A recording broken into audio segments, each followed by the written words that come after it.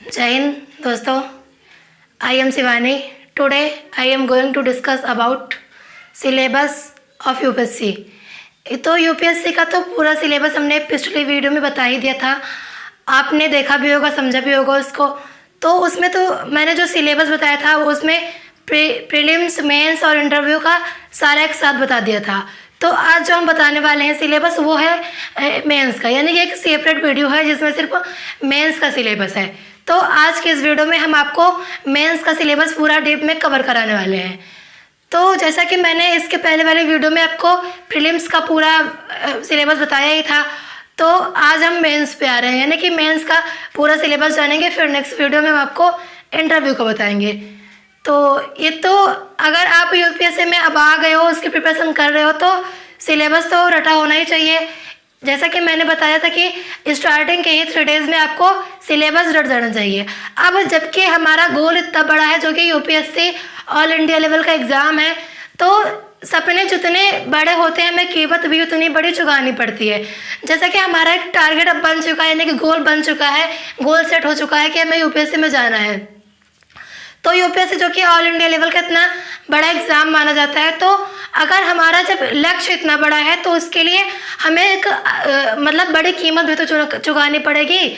इसके लिए कई चीज़ें सेक्रीफाइस भी करनी होती हैं। जैसा कि अगर आपका फ्रेंड सर्कल से ज़्यादा अटैचमेंट है, तो जब आप यूपीएससी में आ जाओगे तो आपको ये जो सारी अट्रैक्शन वाली चीज़ें हैं इनको छोड़ना होगा, यानी कि जो बाहरी चीज़ों का आकर्षण जैसे हो रहा है कि जैसे मान लो आपके किसी रिलेटिव के यहाँ मान लो शादी है, तो अब आपका आकर्षण है कि चलो हम भी जाएं शादी में।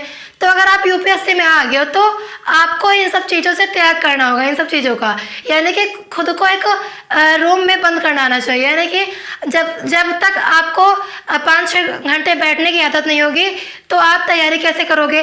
तो आपको एक तो पहली बात ये जो बाहर का आकर्षण होता है इसे थोड़ा कम करना होगा, और जो भी कॉन्टैक्ट लिस्ट जो भी होती है आपकी, उसे थोड़ा कम करना होगा। यूपीएससी में आने के बाद यूपीएससी का त्याग मांगता है, वो आपको वो कीमत चुकानी पड़ेगी। यानी कि यूपीएससी में आने के बाद हम किसी पर्टिकुलर एक चीज़ को तो जानते नहीं है, यूपीएससी में आना यानी कि पूरे भारत को जानना, उसके लिए खुद को प्रिपेयर करना।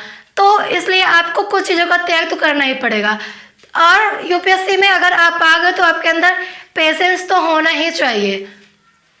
तो चलिए अब हम आपको मेंस का सिलेबस बताने वाले हैं, तो चलिए समझते हैं। तो ये जो मेंस होता है, इसका जो एग्ज़ाम होता है, ये तो जिसको मतलब जो इसकी मैक्सिमम मार्किंग होती है वो होती है 1750 की। तो इसमें से जो पेपर होते हैं ना, कि किस किस सब्जेक्ट के पेपर होते हैं, क्या क्या उसका पैटर्न है, हम आपको सारा डिटेल में बताएंगे। जैसा कि इसका जो पेपर होता है वो एक कंपलसरी पेपर होता है।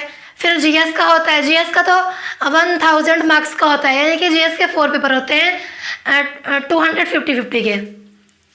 और फिर ऐसे होता है, ऐसे जो कि 250 मार्क्स का होता है। और इसमें एक पेपर और होता है ऑप्शनल का, ऑप्शनल 50 मार्क्स का होता है। इसमें 2 पेपर होते हैं ऑप्शनल में भी, तो ऑप्शनल तो आपको अपने हिसाब से चूज़ करना होगा। तो चलिए समझते हैं कि कंपलसरी पेपर क्या है।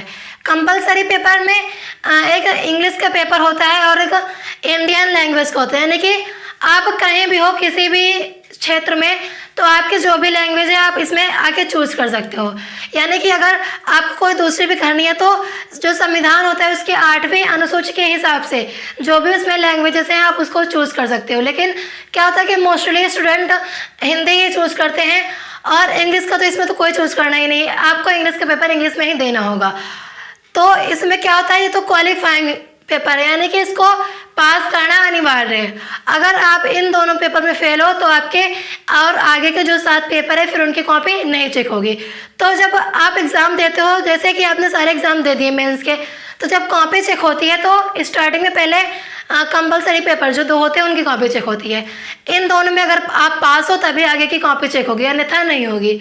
तो ये जो इंग्लिश का पेपर होता है ये 300 मार्क्स का होता है, और जो इंडियन लैंग्वेज का होता है ये भी 300 मार्क्स का होता है। तो ये 2 पेपर होते हैं इंग्लिश और इंडियन लैंग्वेज का, यानी कंपलसरी जो पेपर होते हैं, इनमें हमें सिर्फ 5% लाना अनिवार्य है।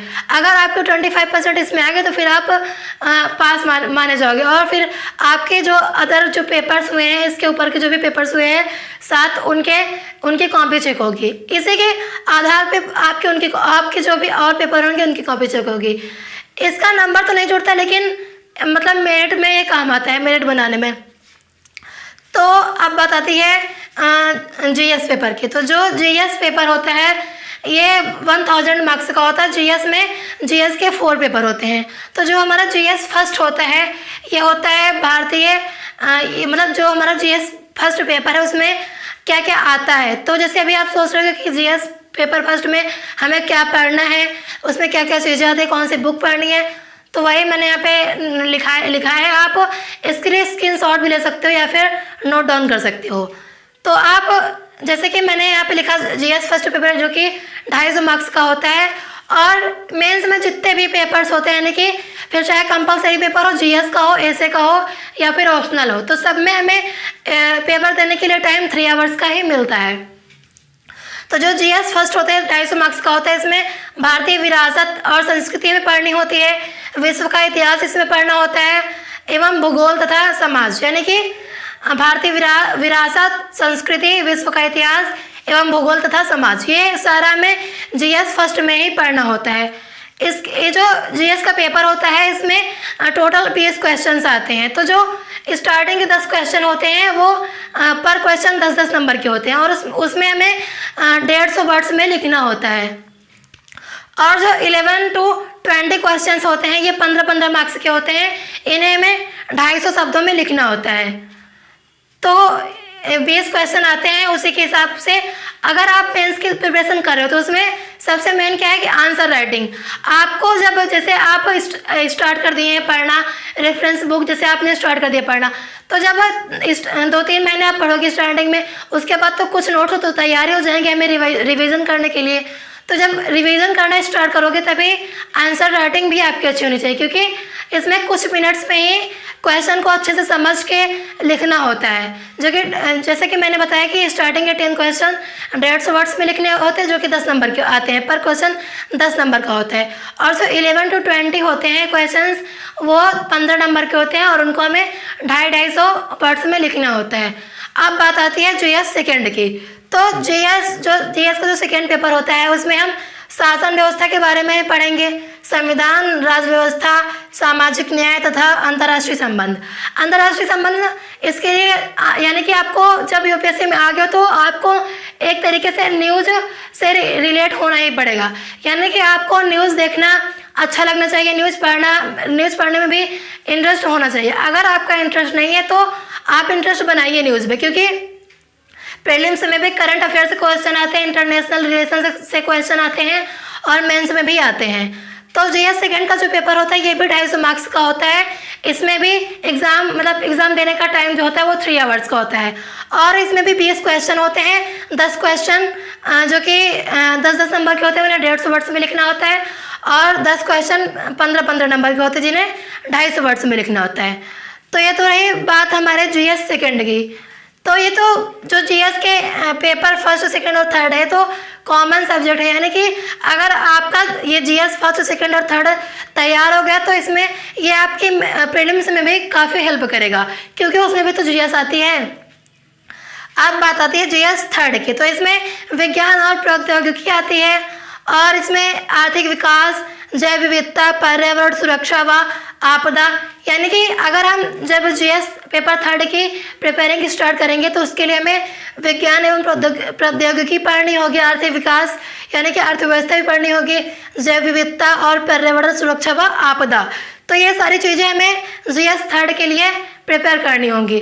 अब ये जो जीएस थर्ड पेपर होता है ये भी 3 आवर्स का ही होता है। इसका जो टाइम होता है पेपर देने का 3 आवर्स ही होता है और इसमें 20 क्वेश्चन होते हैं। जैसे कि मैंने पहले वाली मतलब जो जीएस सेकंड का जो बताया है पेपर और फर्स्ट का, उसमें भी तो सेम प्रोसेस इसमें भी है, यानी कि जीएस के जो भी 4 पेपर होते हैं इसमें 20 क्वेश्चंस आते हैं और 10 क्वेश्चन जो कि 10 नंबर के होते हैं जिन्हें 150 वर्ड्स में लिखना होता है, 10 क्वेश्चन 15 नंबर के जिन्हें 250 वर्ड्स में लिखना होता है। अब बात आती है जीएस फोर्थ की। तो जो जीएस फोर्थ है ये इथिक्स है, यानी कि नीति शास्त्र, सत्यनिष्ठा और अभिव्यक्ति। इसके लिए आपको सोशल से काफ़ी चीज़ें समझ में आ जाएंगी अगर आपका सोशल में इंटरेस्ट है, यानी कि जो भी चीज़ें होती हैं सोशल में वो सारी इथिक्स ही तो है। अगर आप अपने आसपास का जो भी चीज़ें हैं, अगर आप उसको आसपास की जो राजनीति होती है, यानी कि जो भी चीज़ें हैं उनको अगर आप समझ रहे हो तो ये भी अच्छे से समझ में आएगा। इथिक्स ये भी कोई टफ नहीं है, ईजी है। इसमें भी जो हमारी लाइफ से रिलेटेड चीज़ें ही इसमें पढ़ी जाती हैं। अब ये तो जीएस का पेपर हो गया सारा, यानी कि जीएस का पैटर्न हो गया। आप बात आती है ऐसे, तो जो हमारा ऐसे का पेपर होता है वो भी 250 मार्क्स का ही होता है, और ऐसे के पेपर में हमें 2 ऐसे करने होते हैं, यानी कि पेपर तो एक ही होता है। उसमें क्या होता है कि जो सेक्शन 1 होता है, सेक्शन ए होता है, उसमें 4 ऑप्शन होते हैं, यानी कि ए से 4 उसमें लिखे होते हैं, और जो सेक्शन बी होता है उसमें 4 ऐसे होते हैं। तो हमें उसमें से पहले चूज करना होता है कि पहले आपको वो जो 8 ऐसे होते हैं उनमें से पहले आपको 2 चुनना पड़ेगा कि इसमें हमारी पकड़ अच्छी है कि कौन, जो भी आप चूज करना जो भी ऑप्शन, उसमें जिसमें आपकी पकड़ अच्छी हो, यानी कि जिसमें आप अच्छा सा लिख सको, वो ही ऐसे आपको लिखना है। तो जो ऐसे होता है वो 2 होते हैं, यानी कि 125 नंबर के 125 नंबर के 2 ऐसे होते हैं। तो ऐसे हमें 1000 से 1200 वर्ड्स में लिखना होता है, और इसके लिए हमें 10 पेज में लिखना होता है, यानी कि 10 पेज लग जाते हैं ऐसे लिखने में, और 2 ऐसे करने होते हैं। इसके लिए 10 पेज में आपको लिखना ही होगा, और इंट्रोडक्शन इसमें लिखना होता है, फिर कंक्लूजन और बॉडी, ये सारी चीज़ें इसमें लिखनी होती हैं। तो ये सारा रहा ऐसे का। ऐसे के लिए कोई आप पार्टिकुलर बुक्स या फिर मतलब बुक्स तो आती ही हैं, उसको भी पढ़ सकते हो। अगर आपकी न्यूज़ पढ़ने की आदत है तो उससे भी कई सारी चीज़ें क्लियर हो जाती हैं, जो कि हर पेपर में आपकी हेल्प करेगा। अब बात आती है ऑप्शनल सब्जेक्ट की। तो जो ऑप्शनल हमारा सब्जेक्ट होता है वो 500 मार्क्स का होता है, यानी कि ऑप्शनल सब्जेक्ट का जो पेपर होता है वो 500 मार्क्स का होता है। यानी कि ऑप्शनल सब्जेक्ट में 2 पेपर होते हैं। जो एक पहला पेपर होता है, यानी कि पेपर फर्स्ट वो 250 मार्क्स का, पेपर सेकेंड 250 मार्क्स का। तो जो ऑप्शनल सब्जेक्ट होता है वो आप अपने अनुसार चूज कर सकते हो, और जो ऑप्शनल सब्जेक्ट है ये हमें फॉर्म भरते टाइम ही उसमें मेंशन करना होता है, यानी कि उसमें ही डिसाइड करना होता है, क्योंकि उसमें ज़रूरत पड़ती है कि उसमें बताना होता है कि हमें कौन सा आपने ऑप्शनल चूज किया। तो आप अपने अनुसार ऑप्शनल चूज करो, लेकिन जब आप ऑप्शनल चूज करोगे तो उसमें यह ध्यान रखना कि कौन से सब्जेक्ट में स्कोरिंग ज़्यादा है। तो ये नहीं कि आपको जिसमें ज़्यादा इंटरेस्ट है, जो ज़्यादा आता है वही चूज़ कर लो, ऐसा नहीं।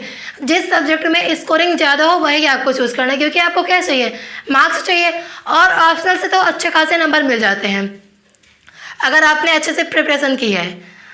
और इसमें क्या होता है, 8 क्वेश्चंस होते हैं, जिनमें से हमें 5 क्वेश्चन के आंसर देने होते हैं, और ईच क्वेश्चन यानी कि 50 मार्क्स का होता है।